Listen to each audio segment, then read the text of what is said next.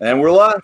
Good day, Whiskey brothers and Whiskey sisters. Welcome to the Whiskey Book Club's 8th book review and the first edition of this book right here, Drink More Whiskey. Everything you need to know about your new favorite drink by author Daniel Yaffe, which we have right over there on the side with us. And well, actually, I could do this and show you. He's right there. This right there. Very quick. So that's him. My name's Dolph. I'm the president of the Alberta Scotch Society, founder of the Whiskey Book Club. I'm your host tonight. And for those of you that are new to us, I'll tell you a little bit about what we're about. We are, ladies and gentlemen, a group of whiskey geeks that love to share a dram, or several drams, but a dram is what we'll talk about, and talk about and read and talk about whiskey. That's what we do. That's our shtick.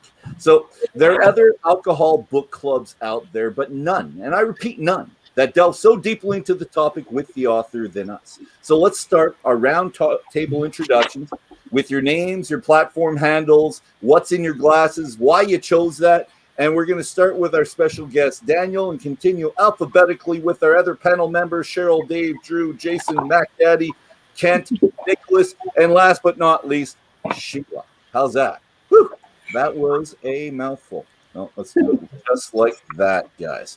All right, so Daniel, you are up, kind sir. Wonderful. Thank you so much for having me. You can follow along or tweet at me at Yaffetome, Yaffetome. Looking forward to jumping in with you all tonight. I am drinking some good old Green Spot to start off the evening. Something just ease on into the night. I actually took dry January, so I'm still easing on into February. But absolutely enjoying it. Well, good luck with that. Dry January, you're just restarting. You've got some. Cheryl, you're up. Good evening, everyone. My name is Cheryl. I go by Cheryl's_1 on social media. Tonight, I'm starting out with some kind of a cocktail that my husband made for me that I'm really not sure what it is. Surprise! Yeah, it's special. That looks pretty deep. Is he trying to get you drunk, Cheryl? Well, I topped it up with tonic just to be safe. Okay. And Dave, you're up, kind sir. Hey guys, it's Yukon Dave coming from his basement as always. Whoa, God. After how many shows, I still can't figure this out. I'm drinking some Lot 40 rye because rye may come up on one of the test questions tonight. Okay. And now over to Drew. Hi, I'm Drew Semper at Drew Semper on most of the social media, and for the same reason that rye might come up, I'm going for Knob Creek Straight Rye. So. Done. Beautiful. And Mr. Mac Daddy, your first time up? Yeah, first time, a little bit nervous. My name is Jason. You can find me on Instagram at jmac_25. And in my glass tonight, I have a Bunnahabhain, and it is the Strudrider. Obviously, it's Gaelic, and I don't speak Gaelic, so I'm probably butchering that pronunciation. I thought it sounded fantastic, buddy. Kent, you're up. Hi, my name's Kent. I go by Whisky. It's on pretty much every platform out there. Tonight, I'm taking a page right out of this one. If you want to know what I'm drinking, go to the book. You can find it here. On what page? What page? No, it is page, oh my God, 69. Oh. Yeah, look at that. That's my birth year. That's like How is it? How did it turn out? It's actually very Hello, tasty. I'm Nick, and you can only find me here. I don't do Twitter or social media. To stick with the book's theme, I have a couple, but I'm going to start with Booker's because he does mention Booker's, and I needed a reason to open it, so this is it. And there you go. And it is cast strength. It's like 60-something percent, 63.7. Yeah. You like your cast strength, so that's good. I do. And I'm excited Sheila. for the second whiskey. There you go. Oh, okay. All right. I'm Sheila. I'm on Twitter, Instagram, and all the social medias as Ann Coney. And I'm drinking 4 Roses small batch tonight. Nice. Where did you get that? Because that wasn't Canada, I don't think, right? It is in the Canadian market now, so you can get it locally. But at the time, we picked it up in probably San Diego, but if not, it would have been in Atlanta. Nice. Beautiful. All right. And here, let's play with this just a little bit. Is that better? Which ones do you guys like? Let's choice 1 or choice 2? Choice 1, because then we don't have to cuddle. Nah, we're good. Okay. Husband and wives cuddling. My God, really? That bad? Cats and dogs together. Here, I didn't put this one on as well. I should have put Daniel's on right there because I was fiddling on. So that's where you find Daniel. So Yaffe to me and Instagram Yaffe. It's very good. That's good. And what a good night. It's a good night. It's a lovely night. It's a good time to be alive. And Daniel's in a warmer part of the States, and he said it was, did you say 68 or 58? Yeah, in the high 60s. Perfect day in the Bay Area here.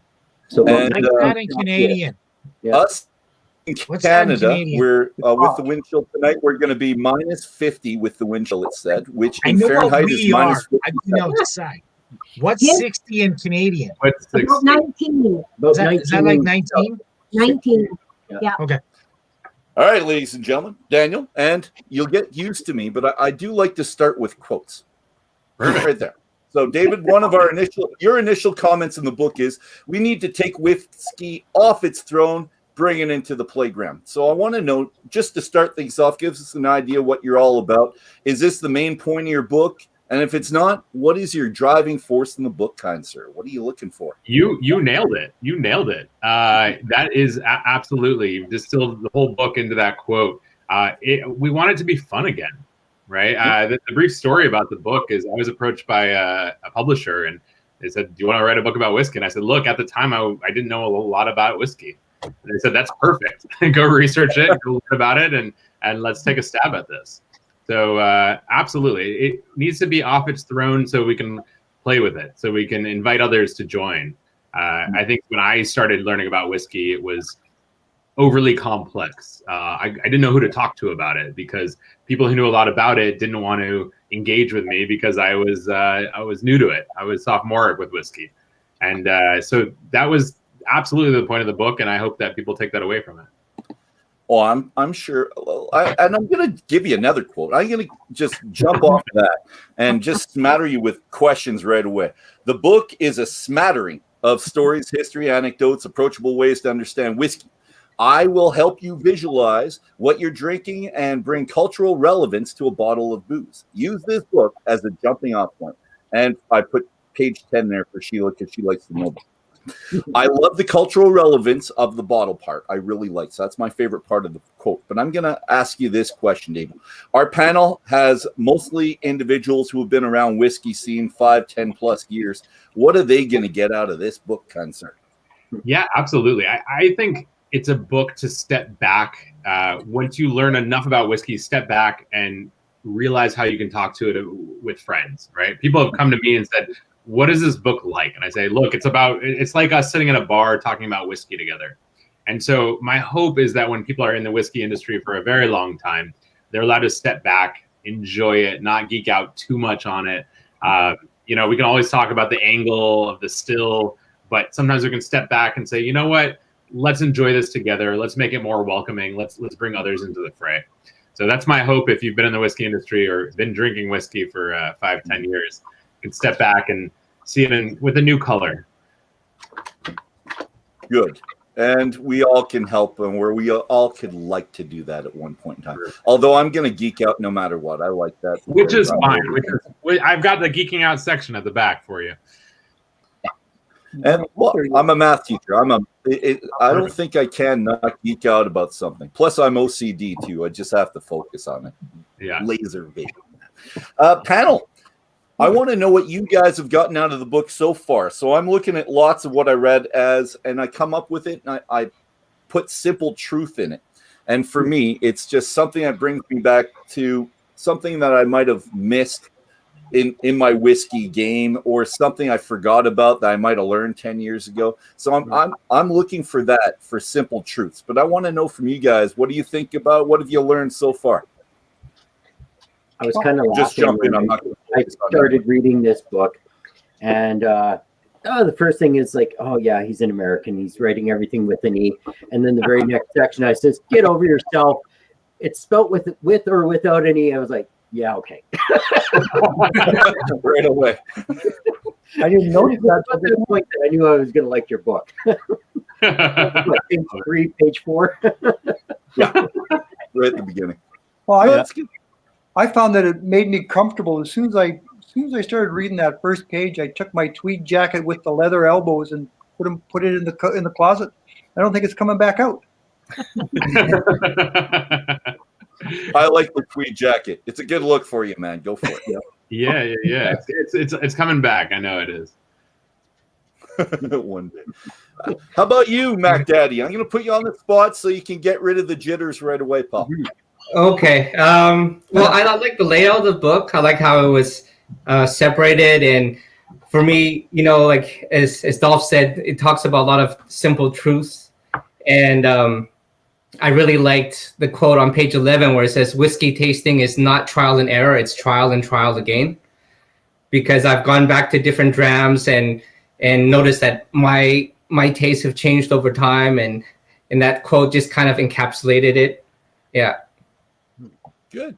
Awesome. No, it was a good one. And Nick, same thing. Just getting you out there. See, this is a book I wish I had when I first started drinking.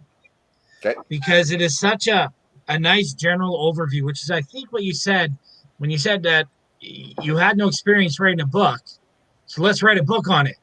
So it's not an expert view. And I'm reading history in here, especially like in the American chapter, like stuff I just didn't know about.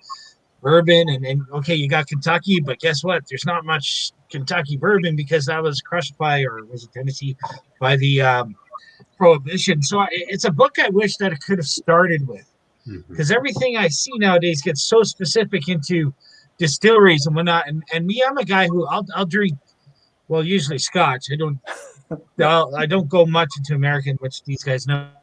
So I was definitely really impressed with how that was laid out. And just a nice general knowledge base. And then I can pull that out of a hat when next time I go to a whiskey, a whiskey event, and I can say, "Oh, by the way, I can pull out your quotes." And Nick's good at that. He'll talk your it's very good. That's good. Daniel, let's go back to you and your quote, but I don't have it up here. Frankly, a good whiskey is one that you enjoy. Period. Nothing else. Would you like to change this initial sentence now? Because it's been 7 years since you wrote the book. and then we're going to have the panel, right? So we'll say some things in the second. Yeah. Look, I think it's good for you. When you have somebody's cooking and they're like, "Oh, we love it. I love making this dish," and you try it, you're like, "That's total crap." Objectively, it's hard to say that anything you like is good.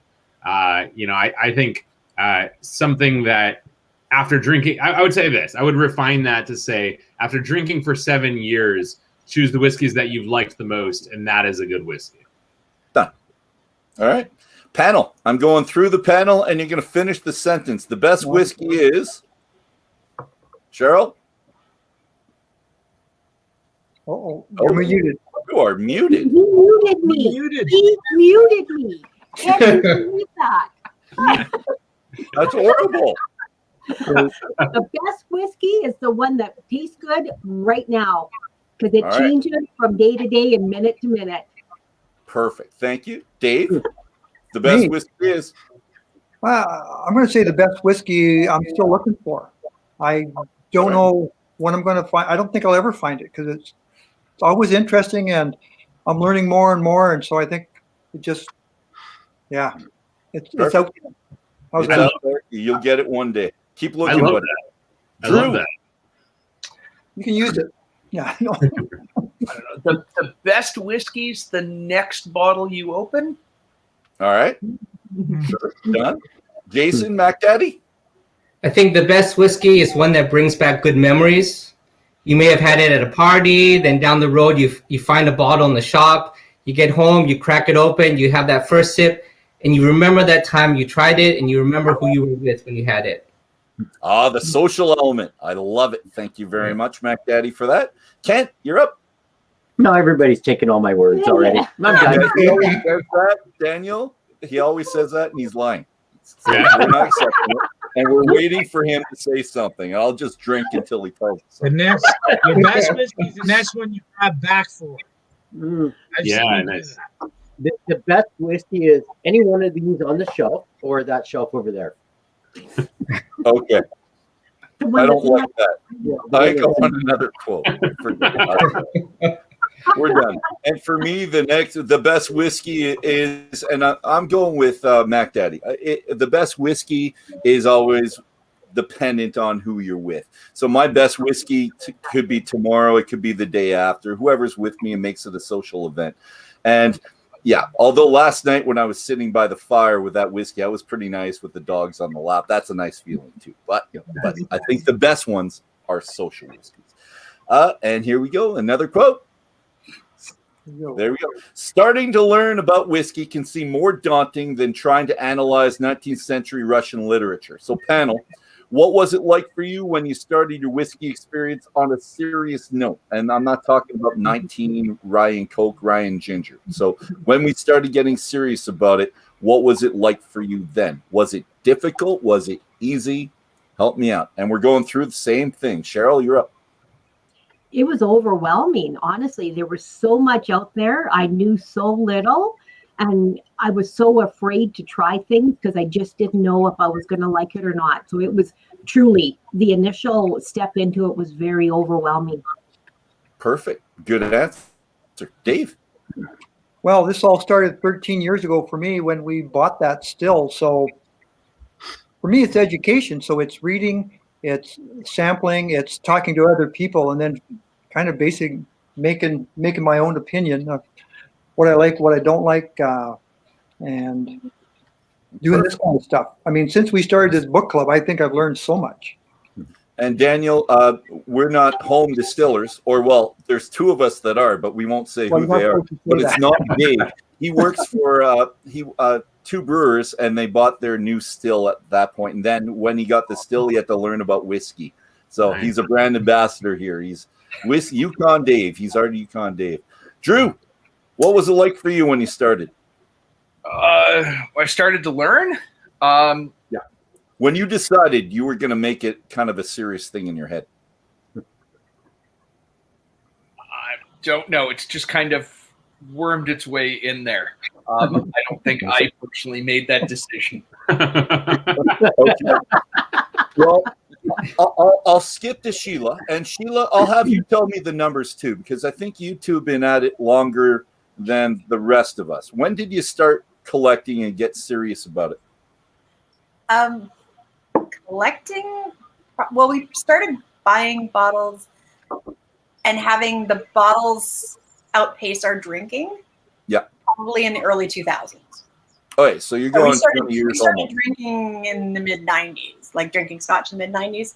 We started actively learning about scotch as a hobby in the mid-2000s. So, okay, done. So 15 years plus for you. Years, yeah. And was it intimidating for both of you as well? Or let's say, Drew, were you pushed into this thing by your lovely wife? You're going to learn because I'm drinking it all anyways? Yeah. He came home from tour and there was just a lot more bottles there and then he left. Mm-hmm. And I was going to say something like, hey, come do this thing with me because you were away and I got bored. Yeah. It's kind of what it was. Daddy, how about when you started? So I was lucky in that the first whiskey I had was an Ardbeg 17. So I started off on a pretty good dram right away.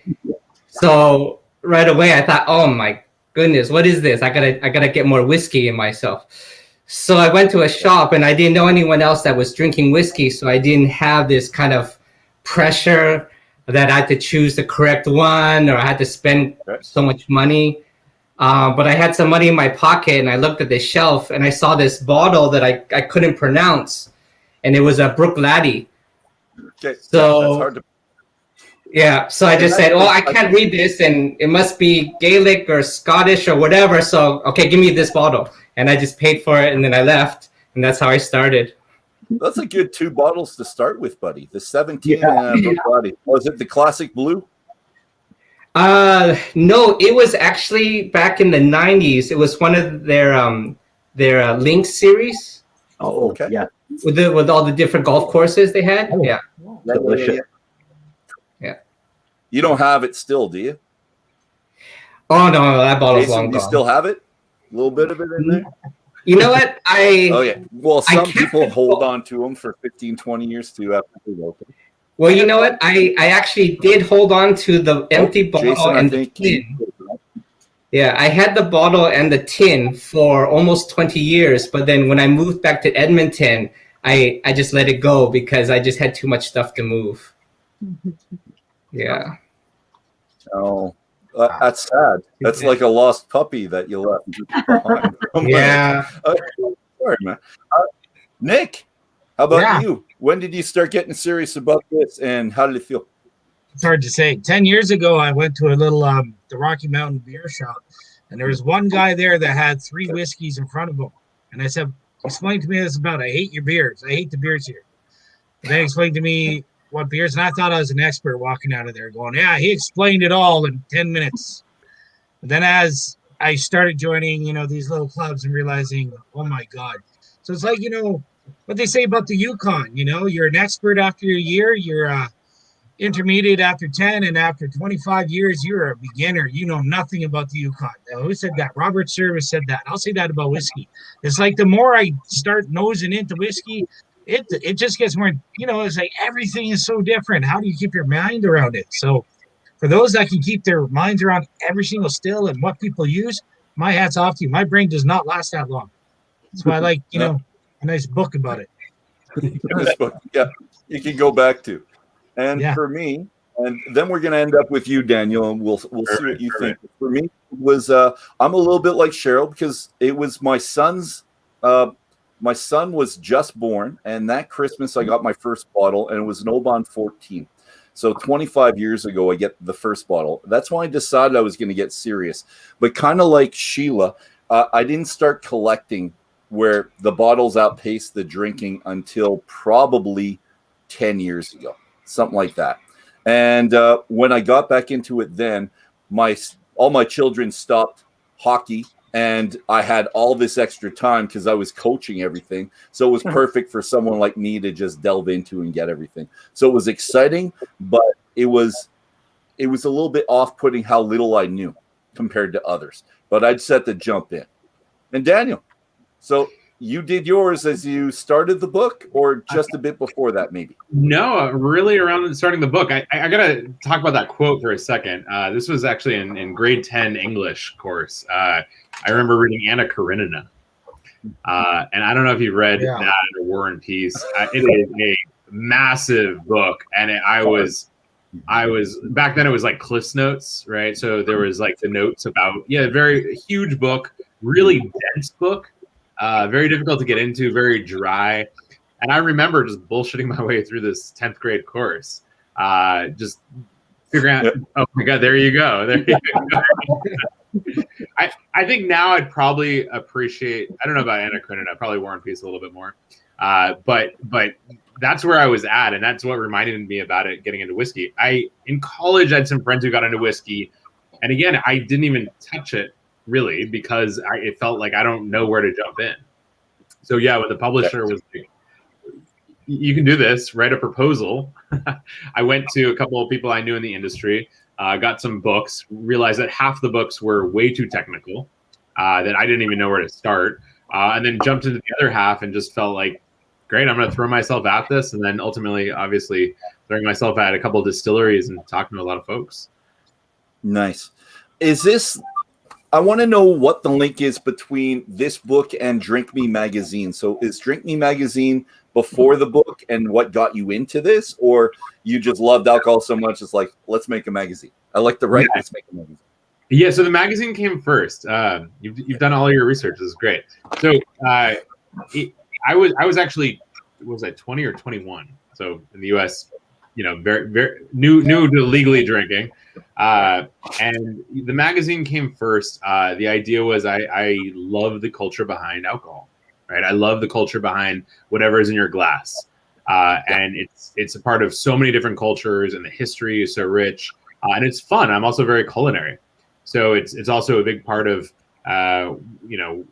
my life on a day-to-day basis. And so Drink Me was a magazine that I started, I published, I edited for about 5 years, and towards the end of that, I was approached by this publisher. I got to know them over the course of those years, and that's when they basically came to me and said, "Look, we're looking for more spirits books." And so I said, "Great, I've got all these ideas. I want to travel around and drink and write about it." Perfect. It was great. So you need a sidekick for that job? yeah, it was amazing. I had my then girlfriend, now wife, my sidekick. We learned your taker as well, or was that you? That was me. The photography was me. But we learned to love whiskey together, which was a great journey. Excellent. All right, we're gonna go back to Daniel. So, well, actually, go to the panel, but I'm introducing it. So, and I love the analogy Daniel makes between buying whiskey and buying a painting. And this has stuck with me, and I'm pretty sure this will. This is, I've gone 2/3 of the way through the book. This is the element I've latched onto so far that I like the most. And I would definitely do some research before I bought a painting. I'd look into it, but I would not be asking other people, except my wife, who would have to look at the painting as much as me, if they liked it or not. So I love that analogy. Who cares what other people like? But sometimes it does matter, because there's people on this, just some of you, mind you, on this panel that I really respect, and I'll listen to whatever you have to say about alcohol. And there's others who I still respect, but they like sweet stuff. So when I know what type of person they are and what they like, I know what I can go away from too. So panel, how much stock do you put into other people's opinions, such as bloggers or good friends? So where are you getting your information about the bottles that you're buying? Because we don't hear about it out of nowhere. So maybe it's all messaging, maybe it's all what we get on Facebook, Instagram, or is it other people kind of guiding you? So I'm going to do that. And let's go, Cheryl. Let's do you again. Oh man, it comes from so many different angles. We do a lot of tastings, and so of course we get to sample a lot that way. And I put a lot of value into that, because then I'm personally trying it myself. Because each one of us could try that same one, and we'd all come up with a different flavor palette for it. So it might not be for me when you explain it to me, because you've explained it totally different. So I think you could only put so much merit into somebody else's opinion of it. It really comes down to, does it fit me? Do I enjoy this? It doesn't really matter what other people like or don't like. This is my go-to. This is my favorite, and it could be the one that you dislike the most, but that's okay, right? That's why there's so many of them out there. I agree. It's a good one. Dave, how about you? All right. I actually have your questions up here, so I can go do this in order. First, talks about my best friends all drink beer, so they have no clue when it comes to whiskey. So they have no thing. Bloggers' opinions, I don't read a whole bunch of them. There's a group I read, and other people, like the guys on the panel here tonight, I probably take more stock in what you guys say, because I know you and I've been around you, and I actually have an idea what you like. Like Dolph, he's all peat. He says, "Oh, you got to try this. I know it's going to be a big peaty whiskey." Okay.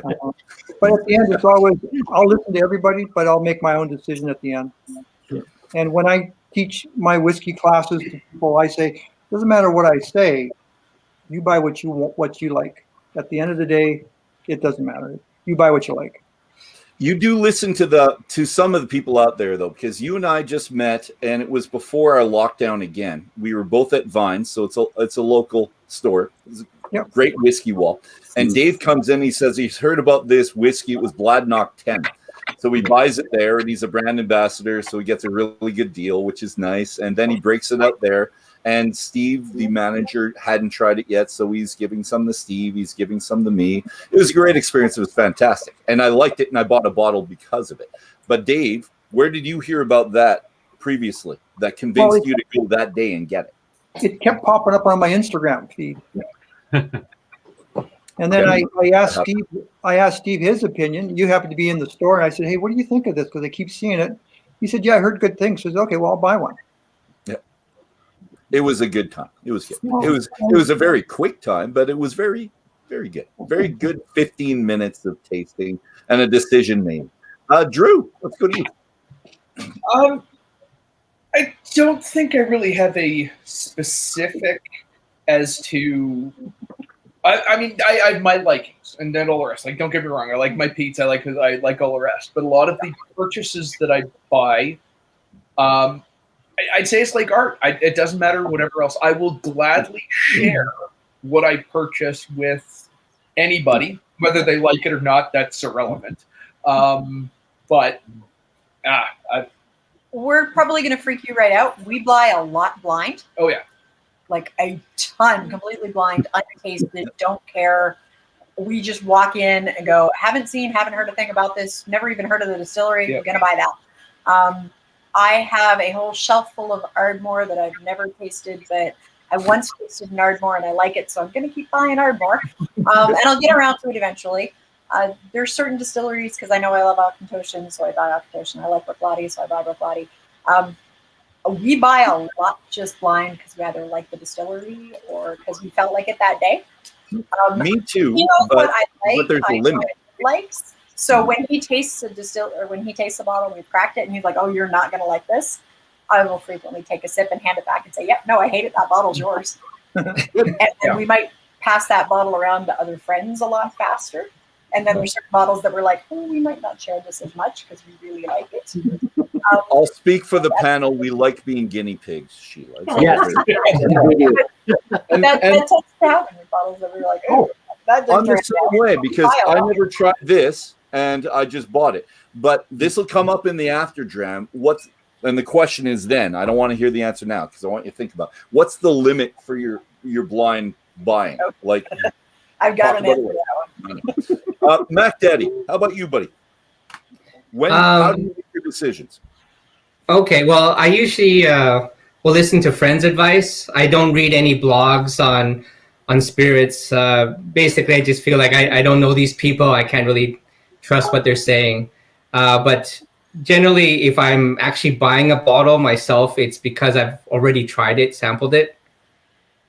Yeah, so just kind of like most of the group, kind of try it first and make sure you like it before you buy it. Good stuff. Ken? Yeah, most of I would say 90% of the bottles on the shelf, we've tried it or we bought it because we like the distiller. Unless it goes by two births, we'll buy it blind every time. Yeah. We do. That's this guy down here. Yeah, that's that guy over there. Yeah. Nick? Oh, sorry. No, keep going, bud. No, I know. It just I find that all the big guys, all the guys that write stuff. No, just kidding. The one we know that small group of book writers out there, they do the best of every year. Those are the last ones I want to buy. The first ones I want to throw in the trash can, even if I own them, just because they take something that's mediocre and make it amazing. Right, and it's only amazing because they wrote about it. And why don't you tell us which one you're really referring to this year? Because that happened. As soon as he said his favorite, you said, I don't like it anymore. And I had to convince you that we both liked it. I did. It was something I don't mind having on my shelf. It was very tasty at the time when when he wrote a book about it saying it's the best thing on the earth. I was done with it because it is not the best thing on earth. It's good, but it's not the best. So don't lie to everybody. It's a good whiskey for its price point, right? I bought it for $47.50 on sale because they couldn't sell the shit off the shelf. They wrote a book. Now you can't get it for under 150. Alberta's allotment, sent it to Japan, selling it for $150. They ripped everybody off because of that book, and that pisses me off. He's mad. It's good. Calm down, honey. Nick, yes, sir. Where do you make your choices, buddy? I think I know, but let's hear it. Well, yeah, I'll break it down. 50% is stuff. If I could try it in the store and I like it, I'll buy it. But honestly, I taste the single cask strength whiskey. So you could probably, especially if it's got smokiness in it. So if I see something's coming down the pipe that's unique to a store, I'm very, that will influence me a lot because those are the whiskeys I like.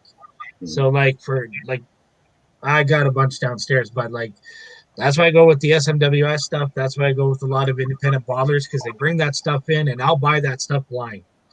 Yeah, and 80% of the time, it's a good one. I'm gonna link as well what.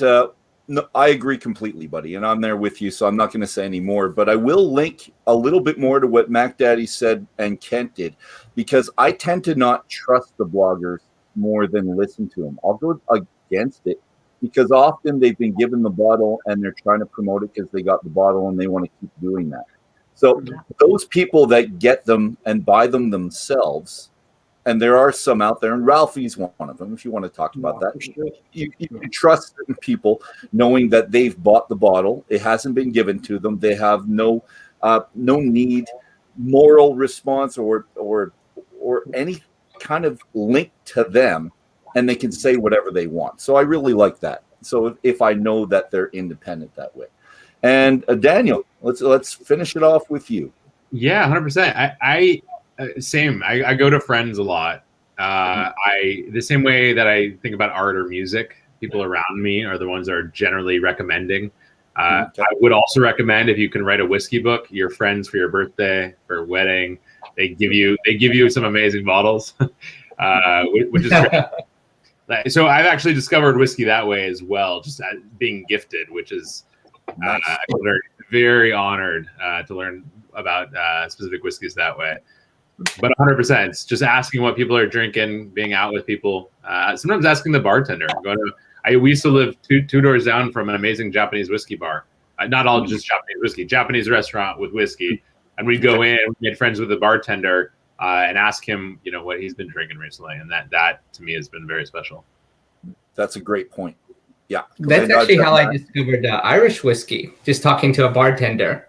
Yeah. Yeah, and why not? You go in, you're going to talk to people. Irish mist. Irish mist. I still haven't tried that. I still haven't tried that. But green spot, I would put that against Irish mist, I think, anytime. Any day. but that's good. You know what? No, that's great. The bartenders make sense, and I've done that. Daniel, go back to your friends, though. Do you have friends like I've got Kent, and I know what he likes. I know what Nick likes. Just about any time I taste something, I can tell. Do you have friends like that where you know that they're loving it and you're thinking, maybe I won't? Oh, interesting. For me, it's like looking at art. I mean, you're not going to say I'm not going to look at it. And there's art that you're like, that's terrible art, but I can appreciate it. And it's the same thing. Maybe there's a story behind that art. And I can even appreciate it even more. And maybe I want another sip because I want to appreciate the story behind it.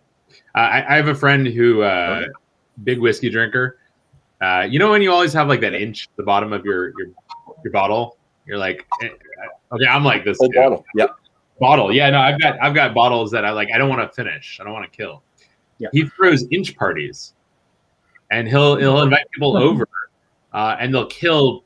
We will kill 15, 20 bottles because they all have an inch left. Nice. Which is great. And it's a great way to try some new whiskeys. And, he's drank through the bottle. He likes it and he's recommending it.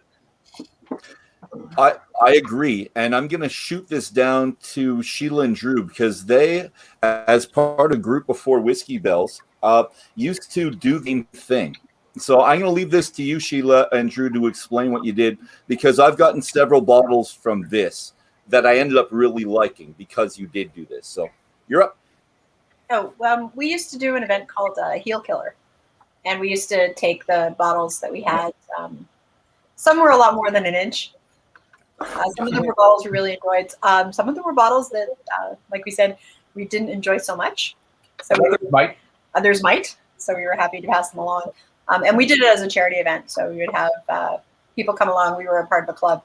So it was a private club, invitation only. You paid for a ticket event for a women's shelter. And you came in, drank away tasted from all of the different heels. And then we would fundraise for the night. You'd have, I wouldn't say a big meal, but just like sandwiches, things like that. And then we would have some auction prizes, door prizes, things like that at the event. And then people sometimes at the end of the night would take away their favorite heels if there was enough left. They were auctioned off, and all the money went to charity. We're allowed to do that, so it's okay. We can talk about the auctioning, and that's how I got a couple bottles too. And the food was important because Daniel, I don't know how many of those bottles you tried to try, but when Sheila had like the 40 bottles up, often The first year we did it, we had over 60 bottles, and that was quite the night because we had to try to drink all of them. Yeah, they were quarter ounce pours, but you can still drink a lot of alcohol on a quarter ounce pour. I guess it's who's pouring the drink. I can't remember getting poured. And there was no limit. There was no limit to the quarter ounce to how many times you stuck your glass up. That's No, right. wasn't. Legally, it was the quarter ounce pour. Perfect. I agree. We're not going to say anything else except that it was a very fun thing, and I don't want to get anyone in trouble. And it was a closed members only event. Yeah. So the question is it a Dolph quarter ounce pour or is it a Sheila quarter ounce pour? it's a There's quarter Sheila, ounce there's pour. a Dolph. Well, and Dave was actually helping us out that night because he was behind the table for two brewers for the whole night, even though he had attended as one of the members. He bought a ticket to attend, and then decided to stand behind the table and pour. That's because it's fun, and he's a social guy. He likes interacting with people. That was I the do first too. year. The second year, he got to. All right. Do I have a quote? I don't have a quote. That's okay, but I do have another quote. Now, has anyone done what Daniel refers to on page 33 in relation to tasting the new make and making your way through the years? And I think this is a fantastic thing, and I'll get your opinions on that in a second. But there's one for us in Canada. The Odd Society out of Vancouver just did that. So they have a 5-year barrel program. I just bought it, and it's $340, I think $330, and you get the new make now, and then every year you're going to get another bottle. So I'll be tasting it every year, but with the intent at the end of 5 years to be able to taste their new make compared to the 5 bottles and see how it progresses in the barrel. And I think that's a fantastic thing to do. So any of you do this, and when you did it, who did you do it with? Well, we're doing it with our cask at Caledonia. Okay. So before we bought the cask, they sent us bits of the different cask varieties plus new make. And then we've been doing it over the years as the cask has been maturing. So before we get to actually bottle up our cask, doing it along the way. Okay. And you did that with them. Well, because you buy something every year, but is it the same? I don't want to say mash bill because it's not the same mash bill, but is it the same? Well, it's the same cask. It's our It's our cask. cask. We Oh, get sorry. to take our No, I cask. saw yours. No, every I agree year. with you. I saw Kent. Kent Oh, was showing something from Sorry, Rick. I'm overriding you. Sorry, you confused us. I'm like that. Use Yeah. you though. Anyone else do the White Dog? Yeah. I've never had a chance to try the White Dog, but in Taipei, there's a Scotch bar there that you can buy scotches in flights, just like you can do beer flights here. So you can do like I did a Glenfarclas flight. There's 5 different Glenfarclas that comes on a tray, all different years. And if only they had the new make as well, that would be amazing to try that as well. Yeah. And when I do a tasting and we're doing it with the distillery, I tend to ask them for it. And sometimes they'll send me a small sample, like an itty bitty one, because they're not allowed to. But yes, you learn a lot when you can taste the new make. And Daniel, I want to know, who did you do that with? Or was it Yeah, no, so I still have somewhere from years ago when I was writing the book, I still have a tiny little jar of Laphroaig new make, which is that stuff is lovely. fascinating, which is lovely. And it is so interesting to try what the peat levels taste like before it's aged. And when people are learning about whiskey, a lot of people, peat's, not what people tune to first. And they think that the peat and that flavor has something to do with the color. And so I love tasting people who are getting into whiskey on something like Laphroaig New Make because their minds are blown.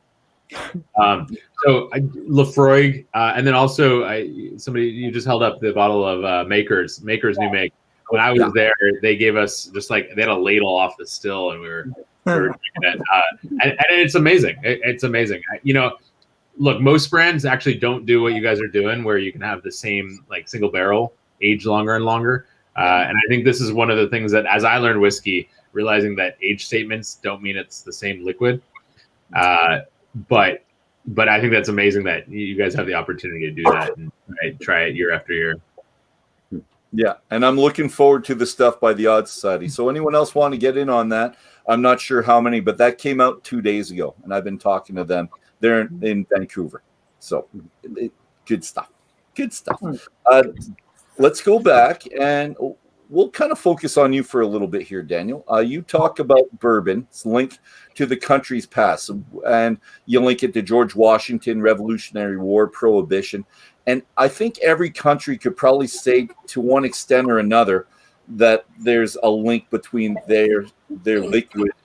But let's focus on the granddaddy of them all, Scotland. So let's go with the history of the States and kind of do a comparison between that. There seems to be a difference between the link and how they develop. And I know the history, and we've read the books about history of Scotland, but I can't put my finger on a feeling why it's completely divergent. And I'm wondering if someone out there can help me with how it is, because like in the States, let's do that. Let's talk about the rye. Let's talk about the Revolutionary War and how they came up. Well, our Canadian spirits flooded the market down there because they couldn't do it anymore. And Prohibition, same thing, we're flooding the market, and it changes the palate. But it's still, how is it different? I'm just throwing that up. Anyone want to talk about how's the American link different from the Scottish link, history to booze? And I'm going to drink something and wait for someone to just talk. Well, isn't the Scottish history done with barley and Americans started with rye? That's one. I mean, that's a huge difference right there. I mean, that was what they could grow. Okay. And the corn later on. Yep. Yeah. But I heard the guys from Westland out of Seattle talk one time, and I really enjoyed them. And the guy said if America was settled from west to east, we'd all be drinking single malt whiskey. There's more malt grown in the west than there is in the east. Yeah. No, I agree. No. Okay. And anything else? Think about kind of the big lines between them. How is it really different? Daniel, can you add in there? I'm going out on a limb here, and I don't know, but I feel like Scotland, it's historically been the things of kings and queens, right? Okay. You look at a bottle of Laphroaig, and it has the insignia of Charles. Prince Charles on it, right? Where in the U.S. it was like the farmers. It was more necessity. I don't think it was built to be a refined drink. It wasn't royalty. It wasn't rich people's drink at first. It was, we've got some extra corn. What do we do with rye? What do we do with it? Well, we can, ship it down to New Orleans where there's some French people who want to drink it. So I think the history, I think they diverged on one started off being really refined early on. And it was a thing that kings and queens were drinking, whereas I believe in the U.S. it was a little bit more out of necessity, and the refinement came a lot later. It was never a drink. It was never a drink of kings and queens, though. Not really. Yeah. There was the association with George IV, but that was just because he was more of a drunk. It was always a drink of necessity, and the similar history as far as saving the crops and stills would rot in the fields. And the illicit stills still there, but I think it was more like Dave says, more just the grains, the differentiation in grains, and the understanding that it was more German, Hungarian, Polish that drove the North American markets than it is in Scotland and the barley. Yeah, and let's talk about the illicit stills a little bit too, because that really drove life in Scotland away from the tax ban and how their whiskey developed once they finally started paying tax on it, and then the giant column stills and what they did in the lowlands compared to the highlands. So it was very much a subsistence. Yeah, in for them. the world in Scotland, which it was for farmers in parts of the US as well. Yeah. Before it became more of an industry based. So let's say it's more similar than dissimilar. Does that work? Except for the grains that Dave said. Really. Yeah. Good point, Mike. Yeah. Good job, Dave. I like You that. hit it right on the head. You're it. Finally, after a year, I got one right. No, you got That's what you got several. for coming in with the rye at the beginning. Take a bow. Take a bow. All right. Panel. Something in the America is Beautiful chapter that is new and interesting to you. So I want to hear from you guys. The American is Brutal, because we just read the whole book by Robin Robinson as well. And so I want something new that came in here. And I'm going to start. It's not just the taxman and the farmers that influence innovation. So the influence right here. The influence of both the farming and lumber industries on federal regulations kept jobs in the United States and had a large impact on the taste of the alcohol. Now, we always think farmers, which makes sense, but the lumber industry with the bourbon being in brand new barrels. I hear feedback on somebody's thing, so I'm going to just try to figure out who that is. So I'll leave it there. But Cheryl, let's go to you. Something you learned, or actually both of you, anyone in that panel that wants to talk. I don't want to put you on the spot all the time, Cheryl. No, the one thing that stuck out with me is in regards to the bourbon. And I loved the statement saying that there's more barrels of bourbon than there are people in the state. And I thought that's just kind of a real cool way to look at it. It's like, holy cow. Is that West Kentucky then? Stood out. Is that in Kentucky? There's over 300 million barrels of bourbon. Yeah. Daniel? Is that how you would say that? Yeah, I believe so. Yeah. Yeah. I mean, Oh, it's don't probably grown since the book was written too. Oh yeah. That was Very, crazy. very. I'm sure that. Are people turning to bourbon now? I'm like at every time we have a different chapter that we're talking about, I keep pouring myself something a little bit different. No, you should. Perfect. So you're into bourbon now? Okay. I've got the beer in the background too. Tapped into Stag Junior here. Oh, good. And the Knob Creek, good. I've got Little Book, which I'm going to crack open that had on the side. So that's some cast strength stuff going on too. So that's good. Are you opening your bottle? No, it's already open, that one. Oh, that is I was going to say. Number two. Number one's not ever being open. That's going to be sold at one point in time and try to make me some money. That's what I was wondering. Like, wow. I'm not that happy. Right now. Dave, do you have something, or do I skip over? I like page 41 because I like facts and figures, but then I can never remember them, and I always give a approximate. Going back to 1906 and 1909, 1906 and 1909, how you started to set the rules for bourbon in motion and that kind of stuff. And then 38, when the barrel came in, I always had that sneaking suspicion that the wood guys were behind this new barrel thing. Yeah. So I'm not a conspiracy guy, and I didn't want to say anything, but you confirmed it. Cooper's. It's real. Yeah. Those were the ones that I enjoyed, and I'll use that. That 38 thing with the barrels. It's fun that the Mason was telling the Coopers that there's a little hate on for another fight or another group. It's funny. Actually, no. Let's go to you two. Anything from either one of you two that new that stuck out for you? For me, the Four Roses, that it stopped selling domestically from the 1950s to mid 1996. That's true. Yep. Yeah. Because it's such a touchstone for culturally in North America that I didn't realize that it wasn't selling in the U.S. in that time period. So. And that's what you're drinking tonight. You want to hold up that bottle again? Tonight. Yeah. So. Oh, okay, sorry. Yeah. The recipes, because it's expanding my mixing drink trying. Did you try a cocktail tonight? I haven't tried a cocktail tonight, but I tried one yesterday. Nice. I saw a few I'm willing to try as well. And Daniel, I'm not a cocktail guy. I really am not. We're not known for our cocktail skills. And we've shown it through other books in the past and how bad some of us are. And Kent is the word, really. It's past episodes, it's documented just how bad our cocktail skills actually. Oh gosh. Yeah, it's really bad. But no, there's. I'm kidding, by the way. Kent and Cheryl love their cocktails, and they do great jobs with them. I, on the other hand, am hideous with it. But I will try some of the next week. I think I'm gonna have 2. I think I picked them out. Mac Daddy, how about you, buddy? Something for me was on page 59, talking about Maker's Mark, and their red wax seals.